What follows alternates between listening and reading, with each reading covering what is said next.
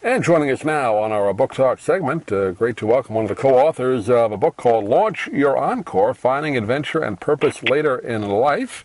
And we're joined today by Rick Hicks from out in Southern California today. And Rick, good to talk with you. How are you? Yeah, it's good to be with you. Yeah, good to have a chance to chat with you for a few minutes, an opportunity to read through the book. And I know out where you live and where I live here in Florida, there's a population that's a little bit older and maybe some early retirees looking to kind of find things to do with their life. So that's kind of the thesis of the book, right? Yeah, it is. And, you know, when we were researching this book, we found out that there are basically 7,000 to 10,000 people every single day that turn 65 and will for the next 15 years. So there are a lot of people of that age category everywhere in the U.S.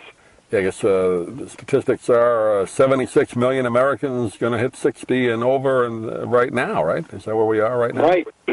We're in the middle of that kind of tidal wave shifting. So that's why we wrote this book, was just to kind of be able to address some of the issues that so many of those people are facing.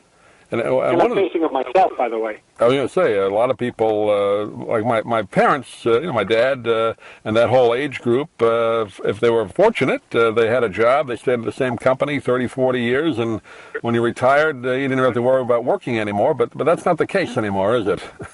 That doesn't seem to be the case as much. People don't stay with the same kinds of companies, and retirement programs have defaulted, and we need to have a little bit more of a strategy than our parents did. And our parents didn't think they were going to stick around as long as we're going to stick around. And that's the big game changer right there, how much longer after retirement you'll live.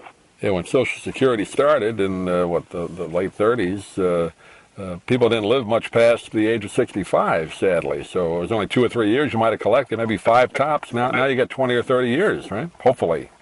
That's exactly it. People used to retire at 65 and they'd die at 68, and you didn't have to worry about much payback. And but now people aren't dying at 68 or 78 or even 88, and so there's actually a whole new developmental period that we're calling elderlescence. It's this period of you're still active, you still have energy, you still want to contribute, and it might be a 30-year period. So it's a very important time, and it didn't necessarily exist for the masses in the past. Yeah, I like that term, elderlescence.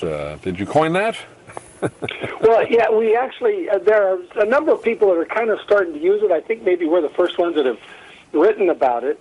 But, you know, there are these developmental stages. You know, we have childhood, and then we have adulthood, and then we have middle adulthood, late adulthood. Well, you know, back in 1904, there was this guy called G. Stanley Hall, and he was watching society, and he said, hey, you know what, people don't go straight from childhood into adulthood anymore.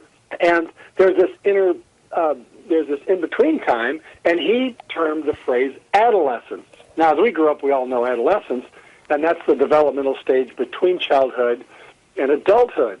Well, now we're seeing that there's a new stage being added, and it's after retirement and before you become so old you really don't have a functional purpose, but it's expanded to this 30-year period. And so there's a lot that can take place, and we want people to be aware of it and come up with their own game plan. Yeah, I see people down here, Rick, where we live in Tampa Bay, Sarasota area, and when we were kids, you saw somebody in their 60s, 70s, they really seemed, sad to say, kind of decrepit, but you see people in their 60s, 70s, 80s now, they're playing golf, they're playing tennis, they're running, jogging. It's a whole different attitude nowadays, isn't it? Yeah, it's quite different, and for our parents, the ideal was that if you work at your job all your life, you can retire, you can move to Florida, you can go to the beach, and you can collect shells, you can golf, and there you have it. And if you're not living so many years, that's actually not bad. But, if you're I'm an avid golfer. If I retired, I could golf every day for like a month.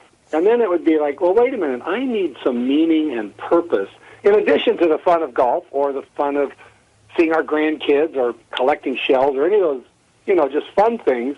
But you need to have something that actually makes you want to wake up and go do something. And so our book is focused on people really kind of identifying who they are at this stage of life and what it is that will bring them meaning. And for each person, it's individualized. And you have in the book some tips and kind of a roadmap for people to kind of sit down and and then write out a bit of your history and what you're interested in and where you want to go, right? Just kind of plan it out a little bit. Yeah.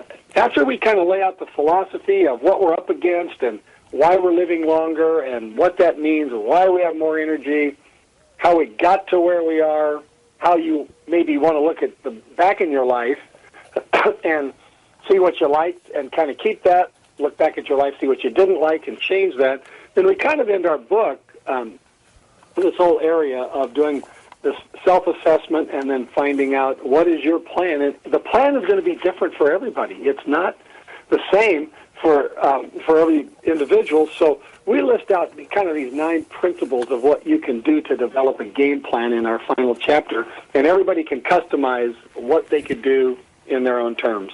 I think the biggest change, and you kind of touched on it earlier, like my dad and many in that generation, if they're fortunate, they would stay with a company or at least the same type of work their whole life. But now you're seeing people that, not from their own choice sometimes, sadly, they have to change careers. So even at the age of 60, 70, 80, you may have to do that. Or if you want to do that, just try something completely different or learn something new.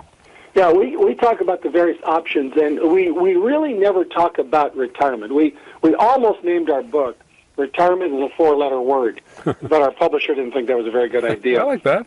But when we did a survey of people that are in their 50s and 60s, and we asked them what they thought of retirement. Now, some people said, I just can't wait to get out of my job, and I'm looking forward to it. And others said, and many said, no, I don't want to retire. I just don't want to have to keep doing what I'm doing now. And so the intent of our book is to say, if you're not doing your main act, what is your encore going to be? What is it that you want to do to find that meaning and purpose? And so it's not retiring. It's really finding a way that you can still contribute and be engaged in society. So from your research, Rick, doing the book, and we mentioned the 76 million in that age group, I would imagine most of them probably did pretty well, so have some kind of retirement money so they can live on relatively comfortably, or am I wrong about that? No, actually, statistics show, I just read a thing the other day that is just so sad. The average person that is of retirement age today, which technically is 62, say they have less than $1,000 per person in terms of retirement. And they said that most people cannot afford to retire. Now, there are a good number of people that have planned and have retirements from their company, or if they're, part of social services and things like that, that they have these great retirements. But the vast majority of people will have to continue to work at places like Walmart or be starters at golf courses or some of these things that don't demand great physical activity but still give you some social interaction. So many, many people will have to continue to work. Yeah, the folks that are fortunate to have, the income there, that they can find volunteer things to do. It's the sad part where the people have to work finding jobs for them. That's the tough part. And the thing that we lay out in the book is you have to assess your situation. You first of all have to assess your health, because health, income, and purpose, those are the 3 big things. If you do have health and you do have enough income to survive, then you've got to say, what do I want to do with my life? Do I want to mentor people? Do I want to volunteer? Do I want to start a whole new vocation? Do I want to just dabble a little bit in what I've done in the past just to kind of pay some bills? So everybody is so different that you have to really look at this massive puzzle, and you have to put your pieces together to create the picture that you want for the future. Well, the name of the book is Launch Your Encore, Finding Adventure and Purpose Later in Life, filled with a lot of great tips and different kind of outlines you can follow to find that purpose in your life and give you some ideas. And we've been talking with Rick Hicks today. And Rick, I know the book just came out. Do you have a website you want to direct people to? Yeah, it's launchyyourencore.com, and it'll lay out what the book's about. You can download the first chapter free if you want. And then we also just show you on there some links to Amazon or Barnes & Noble or different places where you can actually purchase the book, and it'll give you a good idea of what's going on. Great. Published by Baker Books. We'll also have a link on our website, too, for the podcast. People can order it there as well. But, Rick, a pleasure to talk to you. A great idea for a book. I know it's going to help a lot of folks out there, and I'd love to talk to you again sometime. But thanks for joining us today. Great. Well, I sure enjoyed being with you today. If you'd like to order the book we're talking about, please go to DougMilesMedia.com and enter the author's name in the Amazon search box. Thank you for listening. Please come back soon for more conversations here at DougMilesMedia.com. This has been a presentation of Doug Miles Media, all rights reserved. You can listen to or download previous programs at iTunes, Stitcher.com, or Doug Miles Media.